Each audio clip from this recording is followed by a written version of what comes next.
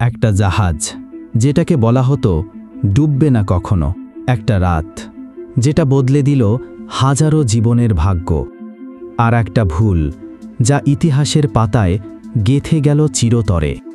Titanic জাহাজ তৈরি হয়েছিল বিশাল পরিসরে, আধুনিক প্রযুক্তির এক বিস্ময় হিসেবে। জাহাজটি ছিল প্রায় ৮৩২ ফুট লম্বা আর ১০৪ ফুট উঁচু। প্রথম যাত্রায় অনবোর্ড ছিলেন ২,২২৪ জন। কিন্তু প্রশ্ন হচ্ছে, এমন এক আধুনিক জাহাজ কিভাবে ডুবে গেল? নাবিকেরা অনেক আগে থেকেই হিমশৈলের সতর্কতা পেয়েছিলেন, তবুও গতি কমানো হয়নি।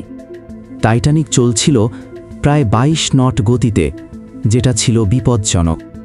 হিমশৈল চোখে পড়ার মাত্র ৪০ সেকেন্ডের মাথায় জাহাজের সঙ্গে সংঘর্ষ ঘটে। টাইটানিকের হুল বা গায়ে ব্যবহৃত লোহা ছিল নিম্নমানের। যখন হিমশৈলের সঙ্গে ধাক্কা লাগে, তখন ৫টি কম্পার্টমেন্টে পানি ঢুকে পড়ে। টাইটানিক ডিজাইন করা ছিল যাতে ৪টি পর্যন্ত কম্পার্টমেন্টে পানি ঢুকলেও জাহাজ ভাসমান থাকে, কিন্তু ৫টি অংশ একসাথে প্লাবিত হওয়ায় জাহাজের সামনের অংশ নিচের দিকে ডুবে যেতে থাকে। ২,২২৪ জন যাত্রীর জন্য মাত্র ২০টি লাইফবোট ছিল। যেখানে প্রায় ১,১৩০ জনকে বাঁচানো যেত, বাস্তবে বেঁচে ছিলেন মাত্র ৭০৬ জন। অনেক লাইফবোটই আধা খালি অবস্থায় নামানো হয়েছিল। অবহেলা, আত্মবিশ্বাসের অতিরিক্ততা আর প্রযুক্তির প্রতি অন্ধ আস্থা, এই তিনটি ছিল টাইটানিক ট্র্যাজেডির মূল কারণ।